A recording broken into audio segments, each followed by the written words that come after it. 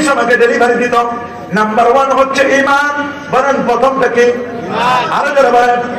সবার মুখে ঈমান ধরা যায় না, ছোঁয়া যায় না, এটি দেখা যায় না, এটি চিংড়ি মাছের ভাগার মতো বিক্রি হয় না। ঈমান হলো আত-তাসদীকু বিল জিনান ওয়াল ইকরারু বিল লিসান ওয়া আমালু বিল আরকান। ঈমান হচ্ছে অন্তরের বিশ্বাস, মুখের স্বীকৃতি, কাজের পরিণতি। তিনটার নামই হচ্ছে ঈমান। আল্লাহু আকবার। আর ঈমানু কাল লিবাস, ঈমানটা হলো একটি পোশাকের মতো। একটি মানুষ পোশাক পরলে বোঝা যায় লোকটির ভিতরে ঈমান আছে কিনা। কেউ যদি ধুতি পরে মন্দিরে যায় বুঝতে বাকি নাই, বলে পয়টা ঝুলাই লোকটি অমুসলিম। আর কেউ যদি সুন্নতি জামা পরে, মাথায় টুপি দেয়, পাগড়ি দেয়, মুখে সুন্দর করে দাড়ি রাখে, লোকটি মসজিদে যায়, মাহফিলে যায়, ঈদগাহে যায়, বুঝতে বাকি নাই। সাইনবোর্ড দেওয়ার লাগবে না, আমি মুসলিম। মানুষ বুঝে ফেলবে লোকটি ঈমানদার মুসলমান। আল্লাহু আকবার। তবে ঈমানের মধ্যে ভেজালও আছে, আছে না নাই? স্বর্ণের মধ্যে যেমন ভেজাল, স্বর্ণের মধ্যে খাদ থাকে, ঈমানের মধ্যেও খাদ থাকে। ঈমানের মধ্যে যেটুকু খাদ, এটার নাম হলো নেফাকি। বলেন এটার নাম কি? মুমিন স্পষ্ট, কাফের স্পষ্ট, অস্পষ্ট হলো মুনাফিক। বলেন অস্পষ্ট কি? মুনাফিক দুই প্রকার। মুনাফিক ফিল ইতিকাদ, আকীদাগত মুনাফিক। যুল খুয়াইসারা তামিমি এটা আকীদাগত মুনাফিক ছিল। আর মুনাফিক ফিল আমাল, কার্যত মুনাফিক। বুখারী বর্ণনা, রাসূলুল্লাহ বলেছেন আরবাউ মান কুননা ফীহি কানা মুনাফিকাল খালিসা। চারটা খাসলত যার মধ্যে থাকবে ওই লোকটা নির্ভেজাল মুনাফিক। নাম্বার 1, ইজা হাদাসা কাযাবা, কথা বলে মিথ্যা বলে। ওয়া ইজা উতুমিনা খানা, আমানত রাখলে খেয়ানত করে।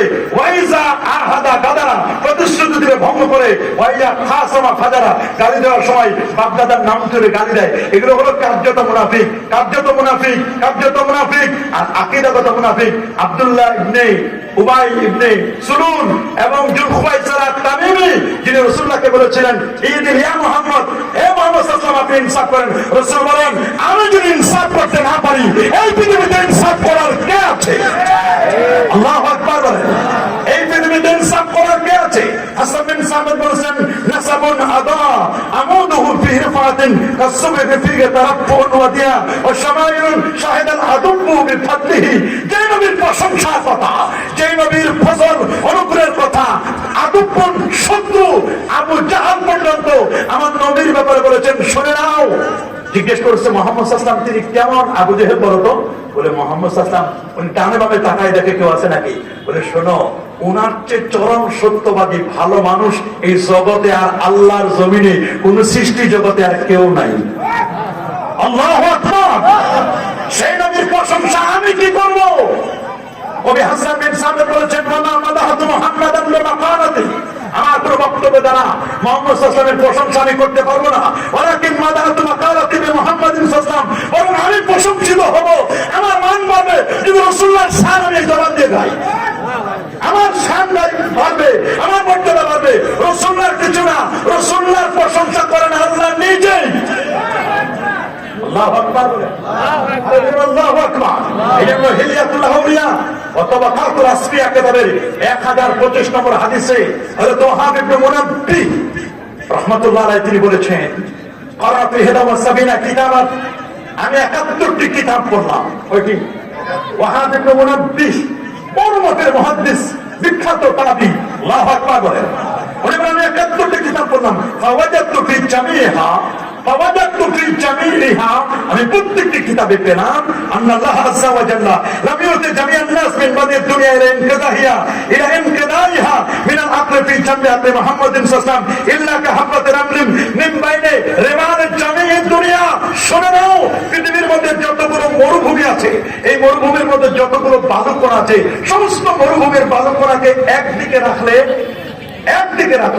ওই জায়গা থেকে একটি বালুকণা আরেক দিক, আর পুরো মরুভূমির বালুকণা আরেক দিক। ওই একটি বালুকণা হলো পৃথিবীর মানুষের মর্যাদা, পৃথিবীর মানুষের জ্ঞান। আর মরুভূমির বাকি যত মরুভূমির বালুকণা আছে, সমস্ত বালুকণাগুলো হলো আমার নবীর জ্ঞান। আল্লাহু আকবার বলেন, আল্লাহু আকবার। এই জন্য আল্লামা ইবনুল জাওজি রাহিমাহুল্লাহ তিনি খুব চমৎকার করে বলে দিয়েছেন ফাহান্না ইলাইহিল জিসু, যার জন্য শুকনো খেজুরের কুড়া উস্তুনে হান্নানা কেঁদেছে। 73 জন সাহাবী সহিহ বুখারী থেকে লাইভ কাস্টিং করছে, নবীর বিরহ বেদনায় শুকনো খেজুরের ডাল কেঁদেছে। ওয়া কাল্লামাহু যিবু, নেকড়ে বাঘ দেখতে মানুষ অনেক দূরে চলে যায়, কিন্তু নেকড়ে বাঘের সাথে নবীজি প্রায় 20 মিনিটের মতো কথা বলেছেন। নেকড়ে বাঘের সাথে নবী কথা বলতে পারেন। আল্লাহু আকবার বলেন।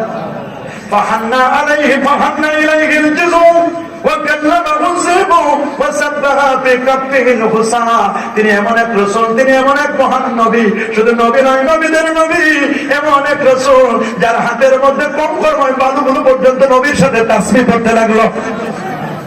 ওয়া তাজাল্লালাহুল জাবাল,